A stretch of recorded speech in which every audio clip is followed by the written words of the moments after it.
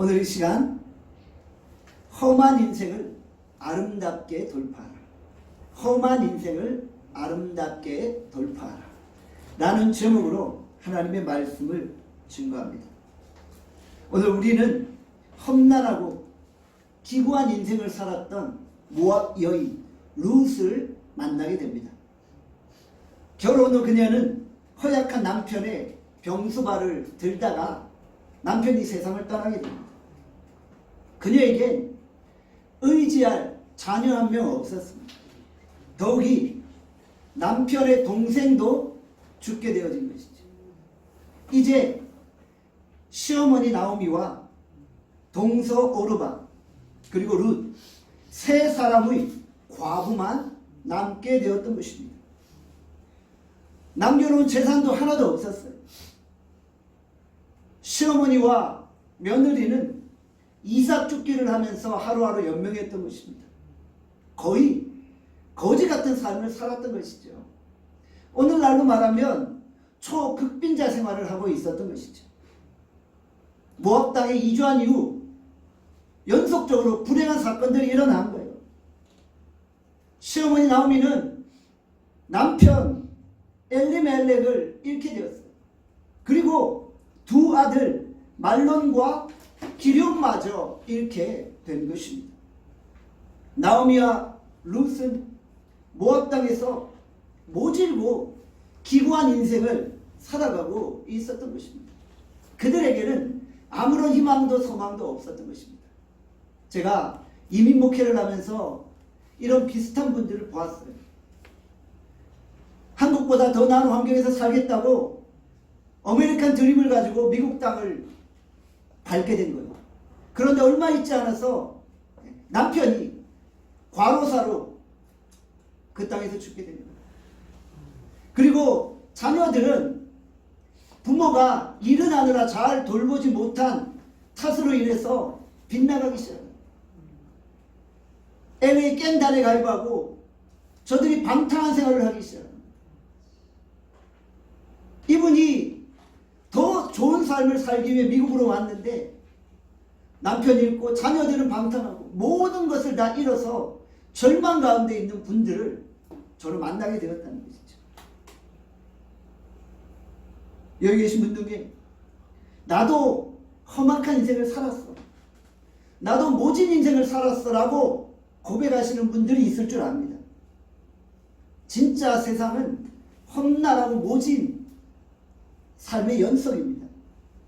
저는 성도들이 피눈물 속에 발버둥치며 살아가는 모습들을 알고 있습니다. 정말 가슴이 아프고 안타까울 때가 많이 있다는 거예요. 사는 게 너무 힘들어서 죽고 싶다 라고 말하는 분도 계신 거예요. 우리가 나오미 입장에서 한번 생각해 보는 거예요. 내가 살기 싫다 라고 말하는 게 이해가 되잖아요. 그렇죠? 저는 이민 목회를 하면서 남편을 잃고 자녀들이 타락한 모습 속에 사는 그 집사님을 보게 되었어요. 살기 싫다라는 그 마음을 이해할 수 있게 되었다는 거예요. 정말 완전히 밑바닥같이 내려간 인생이에요. 아무 소망이 없는 인생이죠. 그런데 그 순간에 하나님을 만나고 사명을 발견하게 되면 다시 일어나게 되어진다는 것입니다. 본문에서 중요한 것이 무엇입니까? 나오미와 룻이 어떻게 모든 인생을 아름답게 돌파해냈느냐입니다.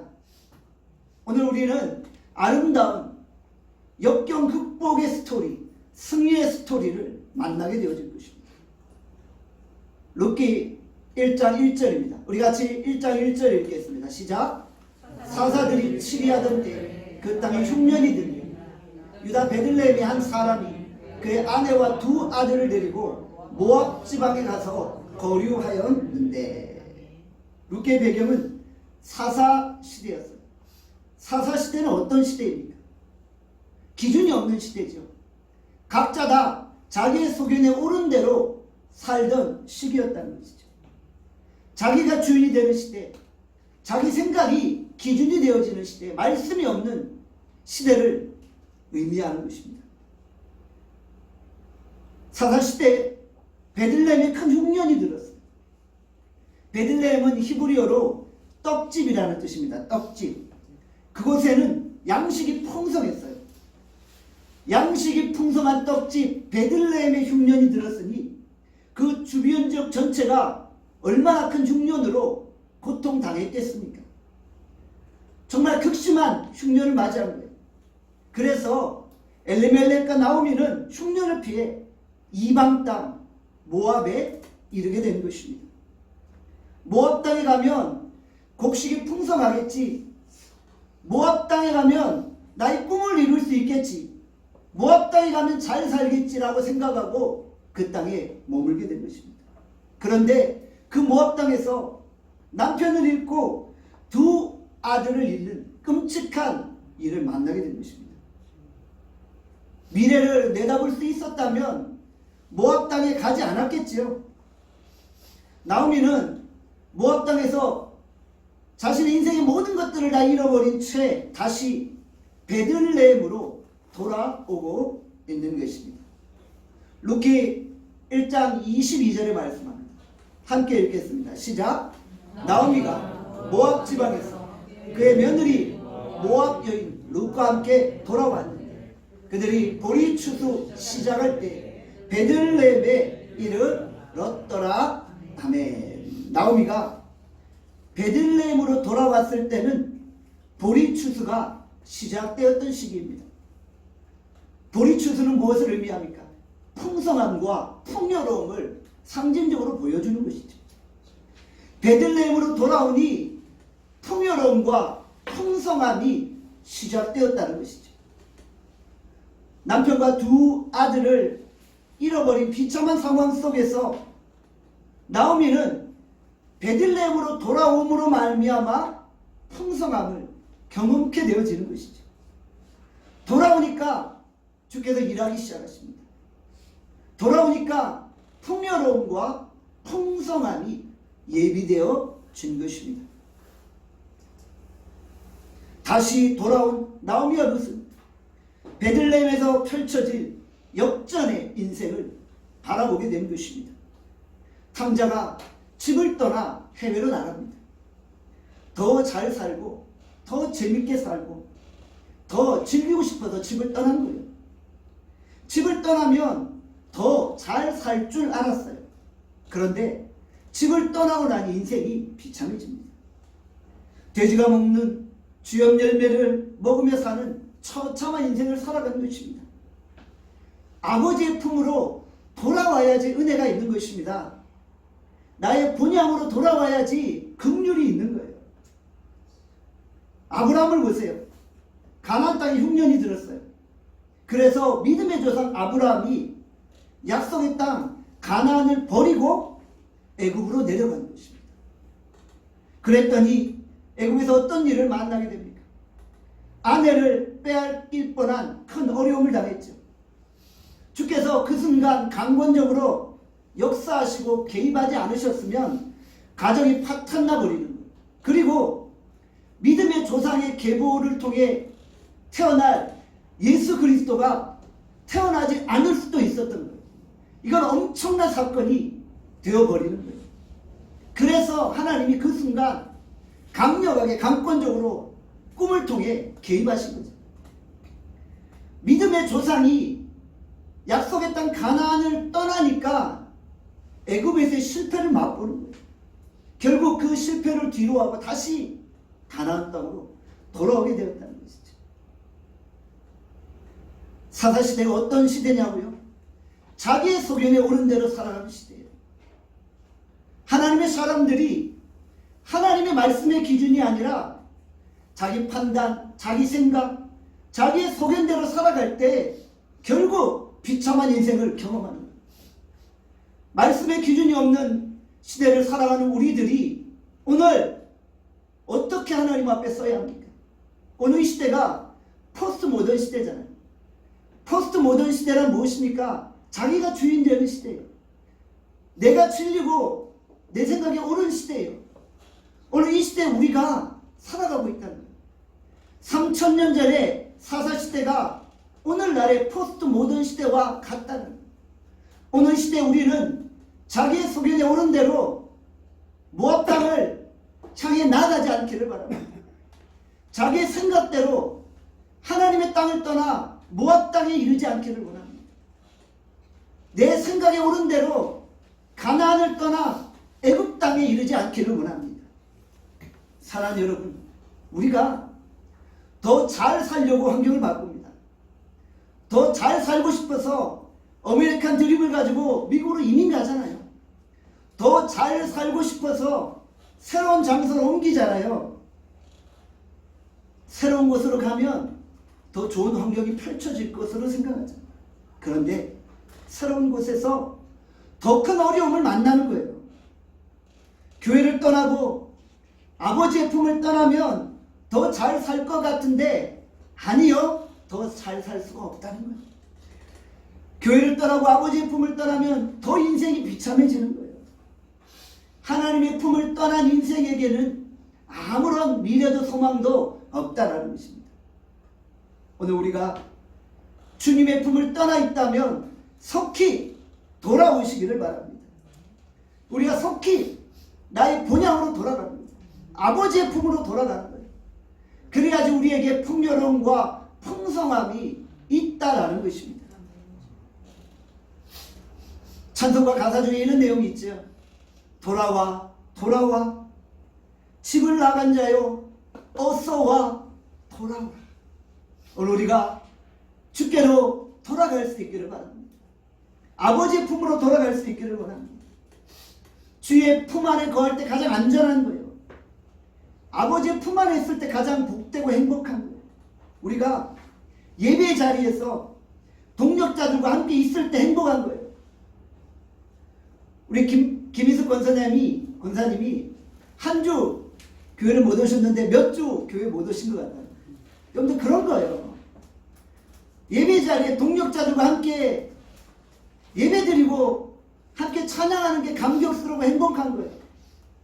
한 주라도 안 오면은 한 달씩 두 달씩 안 온 것 같은 그런 간절함이 느껴지는 거예요. 그래서 예배 자리에 모여서 함께 은혜를 나누는 거예요. 우리가 아무리 힘들어도 예배 자리를 떠나지 않는 거예요. 남교를 떠나면 잘 살 것 같은데 생고생하는 거예요. 저는 작년에 성도들 가운데 이런 분들을 만났어요. 나눔 교회보다 더 좋은 교회를 찾겠다는 거예요. 그러면서 교회를 떠난 분들을 보았어요. 여러분들 더 좋은 교회를 찾는다고요? 더 좋은 교회를 찾는다고 찾아지는 게 아니라 내가 더 좋은 성도가 되면 돼요. 내가 더 좋은 성도로 바뀌면은 내가 있는 곳이 좋은 교회가 되는 거예요. 여러분들 우리가 교회를 떠나지 아니하고 아버지 품 안에 거할 수 있기를 원합니다. 담임 목사의 품 안에 있는 게 가장 행복한 거예요. 아멘입니까? 여러분들이 정말 아버지의 품 안에서 행복과 기쁨을 경험할 수 있기를 간절히 축원합니다. 롯이 베들레헴에서 누구를 만나게 됩니까? 시어머니 나오미를 따라 베들레헴에 이르게 됐어요. 우리가 이런 말 하잖아요. 우리 며느리들이 십자 들어간 말도 안 한다고 그런 말 하잖아요. 십자라고 말만 들어도 지긋지긋하다고 하잖아요. 그런데 이 룻은 시어머니를 따라 베들레헴에 이르게 됩니다. 놀라운 사건이죠. 룻이 베들레헴으로 돌아오니 누구를 만나게 돼요? 보아스를 만나게 됩니다. 룻이 시어머니 나오미를 따라서 주께로 돌아오니 이제부터 회복과 은혜의 역사가 일어나게 되는 거예요. 룻이 보아스를 만나서 인생 역전의 드라마를 쓰고 있는 거죠. 보아스를 만난 순간 신분이 상승하는 역사가 일어난 거잖아요.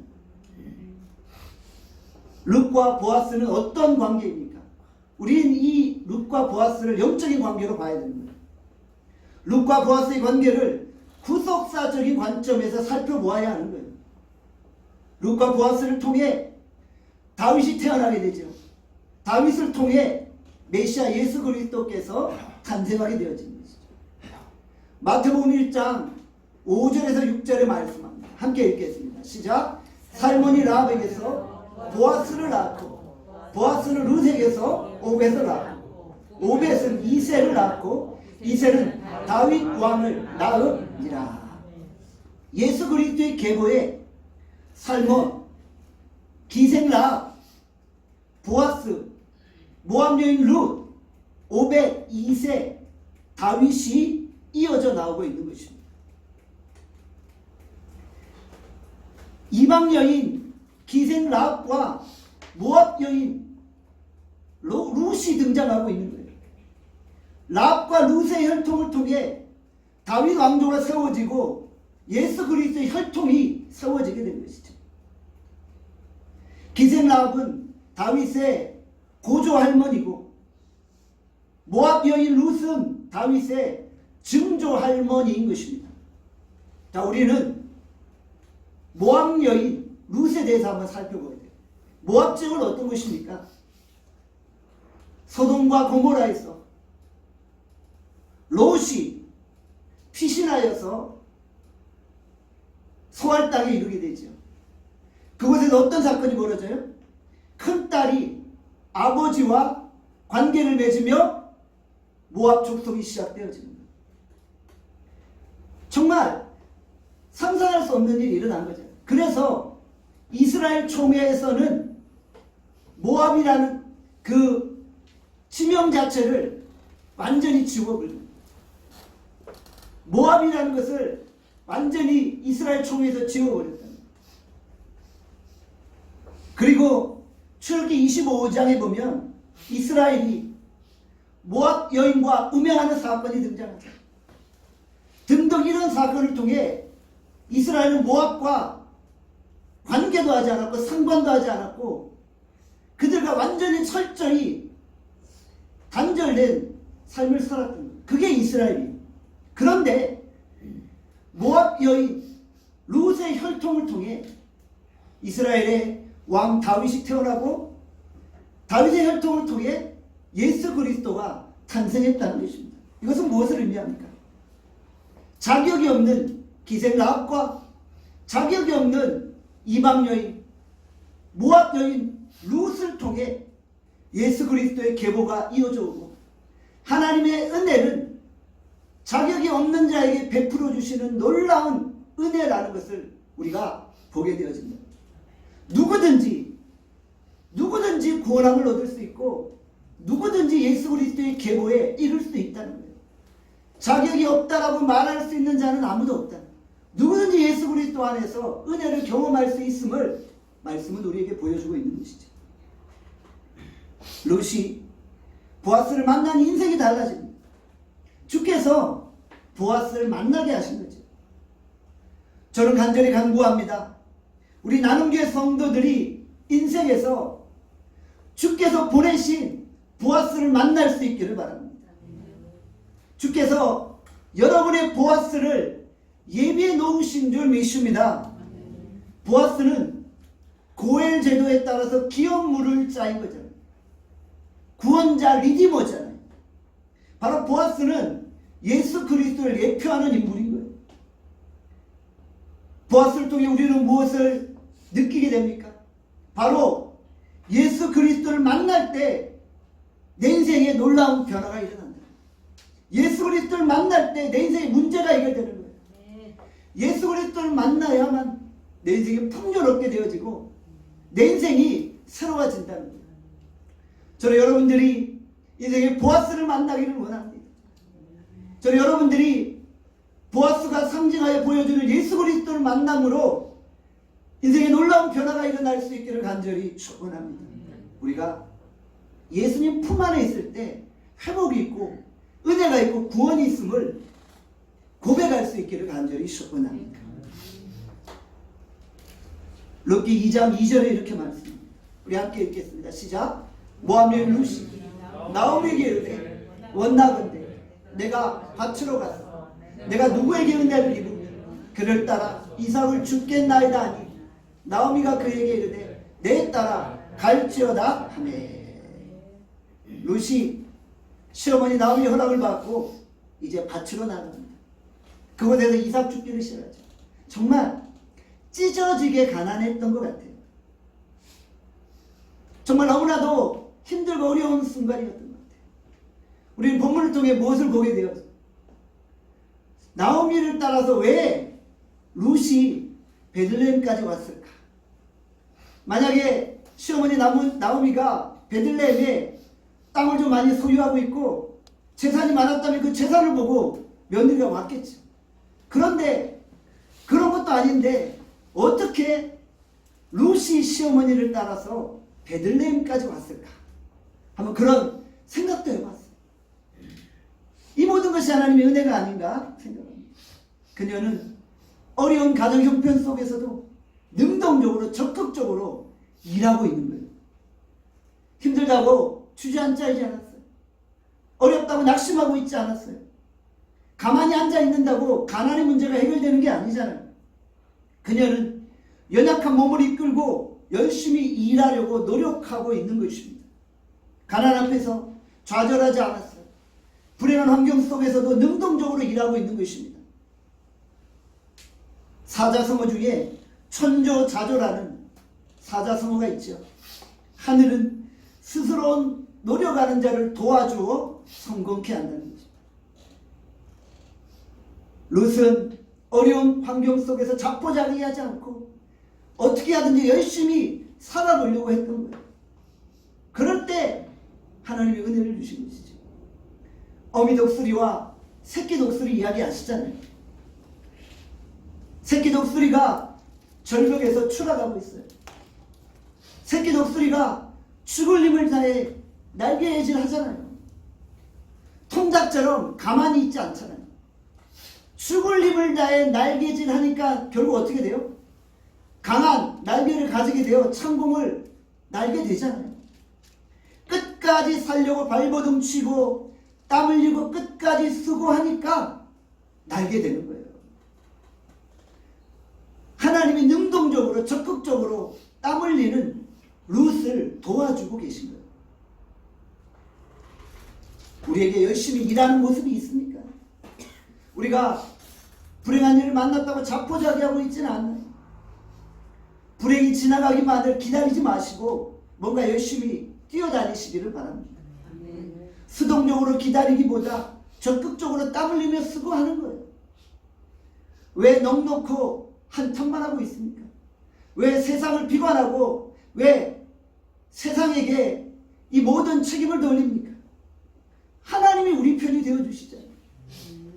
우리가 적극적으로 능동적으로 기도하며 일하면 하나님이 내 인생에 구원자 보아스를 보내주시는 거예요. 정말 죽고 싶은 마음이 들 때 하나님 앞에 나아가 죽을 각오로 시도하시고 기도하는 거예요. 죽겠으면 하나님께 매달려 기도하는 거예요. 우리가 하나님 앞에 낙심하고 절망할 이유가 있습니까? 하나님이 우리 편이 되어주시잖아요. 엘샤다이 전능하신 하나님이 우리와 함께하여 주시잖아요. 그분이 오늘도 우리를 도우시겠다고 약속하셨잖아요. 오늘 우리가 절망의 순간에 우리의 목자 되어주신 여호와 하나님을 바라보고 좌절하지 아니하고 승리를 경험할 수 있기를 간절히 소원합니다. 주께서 우리를 도우시고 우리에게 은혜 베풀어 주실 줄 믿습니다. 룻기 2장 3절에 이렇게 말씀합니다. 함께 읽겠습니다. 시작.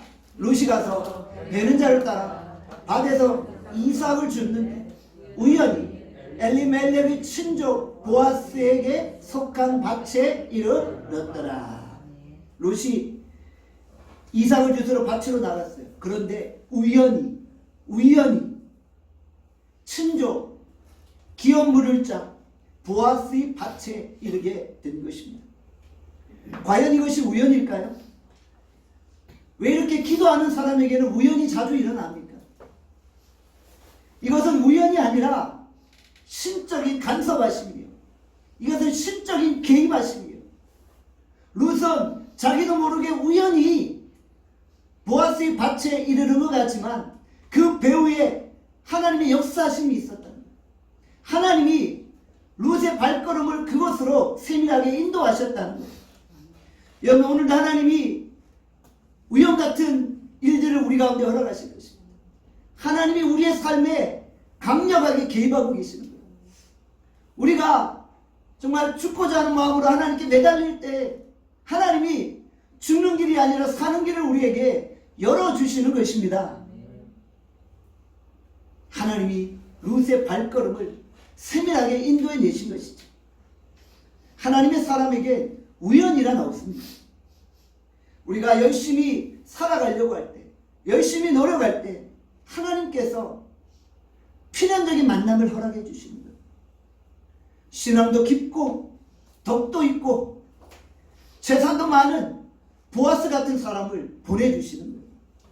기도하고 열심히 땀 흘리면 보아스처럼 필요한 사람을 보내주시는 거예요.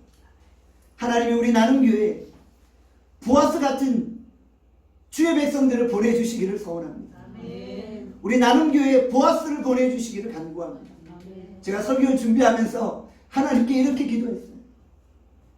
우리가 주께서 보내신 나만의 보아스를 만나게 될 수 있기를 소망합니다. 보아스가 룻을 만나자마자 이상하게 마음이 끌리는 거예요. 그녀에 대해 궁금증을 가지게 되었어요. 그래서 사환들에게 묻습니다. 룻기 2장 5절에서 6절입니다. 함께 읽겠습니다. 시작. 보아스가 베는 자들을 거느리 사환에게 이르되 이는 누구의 소녀냐?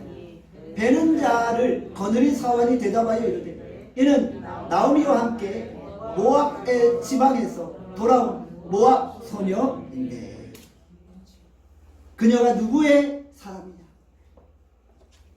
누구의 소녀나? 라고 이렇게 묻고 있죠. 관심이 있다라는 거예요. 그렇죠? 관심이 있으니까 묻게 되는 것이고 관심이 있으니까 마음이 가는 거예요. 관심이 있으니까 결국 그 관심이 사랑으로 발전하게 되는 거예요. 사랑의 반대는 증오가 아니라 무관심이라는 거예요. 관심을 가지게 되니까 그것이 사랑으로 발전해요. 증오라는 것은 사랑의 또 다른 표현인 거예요. 왜 증오예요? 너무 사랑하는데 사랑이 이루어지지 않으니까 증오하는 거죠.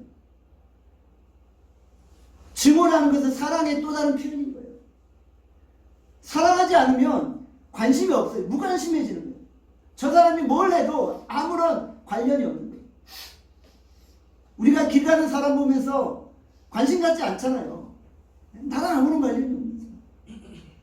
관심을 가진다는 것은 사랑한다는 의미가 되는 거죠. 관심을 가지니까 내 시간과 물질을 들이게 되는 거예요. 탁구에 관심을 가지면 자꾸 탁구를 치게 됩니다. 우리 이용주 연사님이 탁구에서 우승을 하고 싶으셔서 유튜브 동영상을 보면서 탁구를 연습하셨다고 합니다.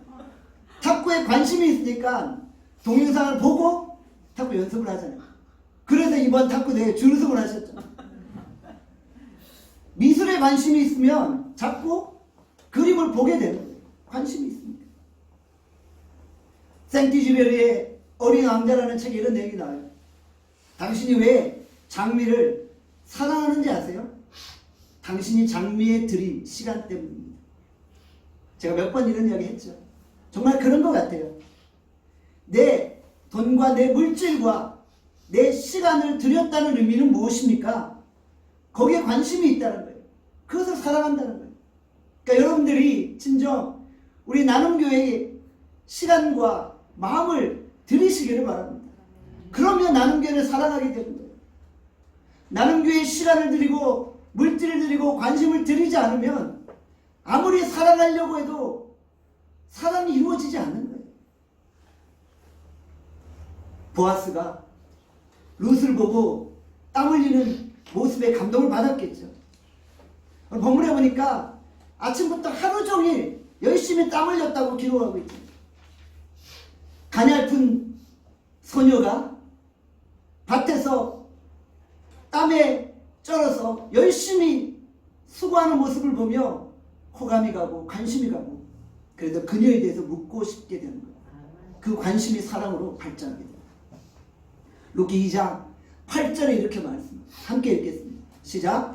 보아스가 룻에게 이르되 내 딸아 들으라. 이삭을 주우러 다른 밭으로 가지 말라. 여기서 떠나지 말고 나의 소녀들과 함께 있으라. 아멘. 내 딸아, 내 딸아.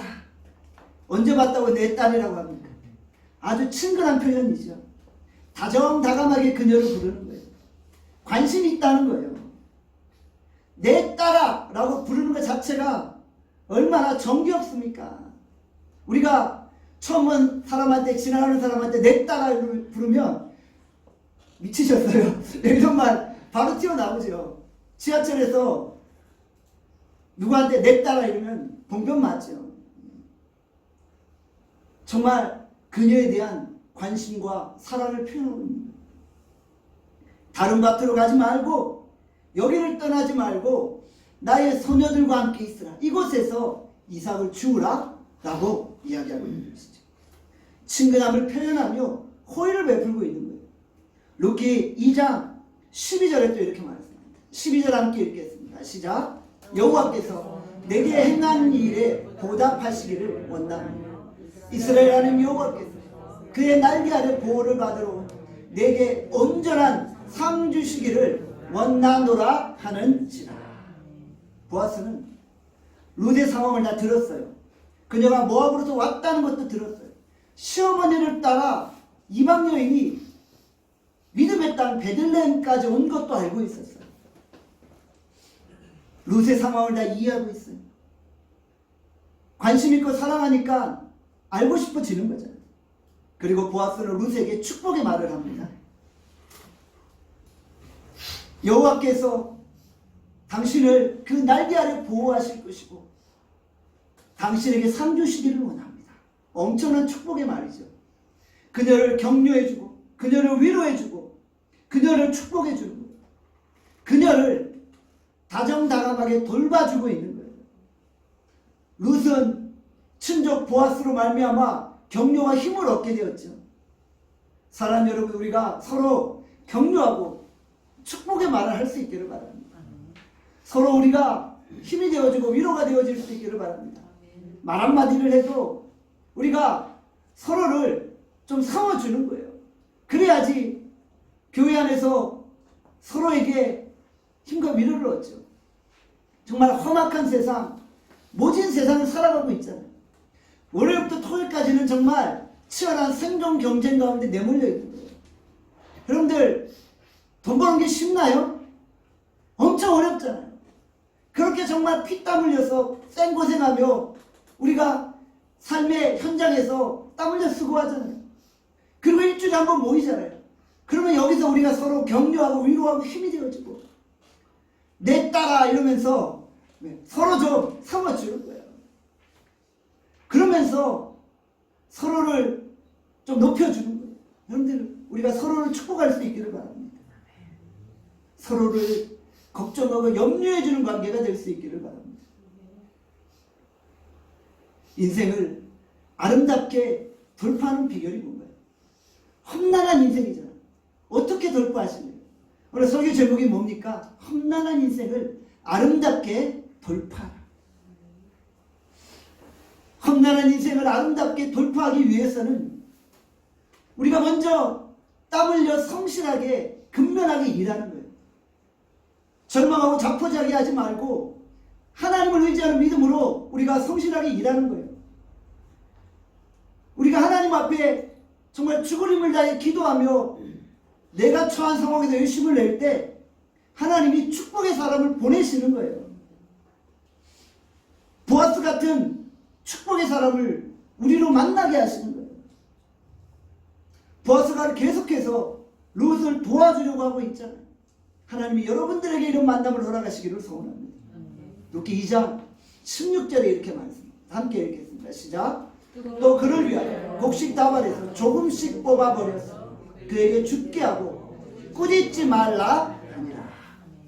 곡식 다발에서 일부러 이삭을 조금씩 뽑아서 그녀를 위해 밭에 놔두라고 합니다. 그녀를 도와주려고 합니다.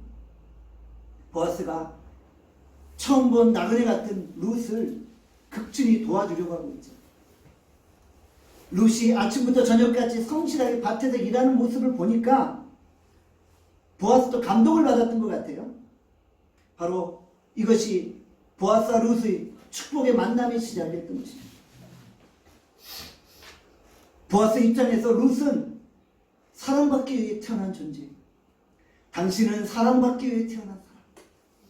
여러분들 우리가 서로를 바라보며 당신은 사랑받기 위해 태어난 사람. 당신은 하나님의 축복받을 자들입니다. 라고 축복하고 서로 격려하고 위로해 줍니다. 아브라함이 나그네를 대접했잖아요. 부지 중에 나그네를 대접했는데 그 나그네가 누구예요? 하나님이 보내신 천사입니다. 하나님이신 거예요. 우리가 부지 중에 나그네를 대접할 때 우리 인생의 문제가 해결될 수 있는 거예요. 상대편이 어려울 때 우리 주변 이웃들을 외면하지 말고 서로서로 힘과 위로가 되어주고 격려가 되어주고 도와주는 거예요. 우리가 죽을 힘을 다해 내 삶의 환경에서 날개짓할 때 우리의 팔이 강건해지고 우리가 창공을 날 수 있게 되어지는 것입니다. 죽고 싶으시면 죽을 힘을 다해 기도하세요. 죽을 힘을 다해 기도하면 다시 살아나 창공을 향해 비상할 것입니다. 가만히 자포자기하여 머물러 있지 마시고 생명 걸고 기도하세요. 그러면 우연히 하나님이 보내신 보아스를 만나게 됩니다. 사랑하는 여러분, 정말 지금까지 모질고 험난한 인생을 살아오셨나요? 험악한 인생을 사셨어요? 오늘 이 시간 어떻게 험악한 인생을 아름답게 돌파하실래요? 주께서 보내신 보아스를 만나십시오. 바로 예수님이 나의 보아스가 되어주십니다. 우리가 오늘 예배를 통해 다시 한번 예수님을 만납니다. 다시 한번 내 인생의 보아스 예수님을 경험하는 거예요. 그리고 예수님의 격려와 예수님의 위로와 예수님의 도와주심으로 다시 한번 일어나 창공을 향해 비상하는 거예요. 우리 모두 나만의 보아스 예수님과 더불어 살아가며 험난한 인생을 능히 아름답게 돌파해 나갈 수 있기를 간절히 소원합니다. 기도하고 있습니다. 이 시간 주께서 우리에게 주신 말씀 생각하며 기도합니다. 하나님, 진정 우리에게 하나님의 은혜를 사모하는 마음을 허락하시고 우리가 힘들고 어렵다고 약속의 땅 가나안을 떠나 모압으로 가지 않게 하여 주시옵소서.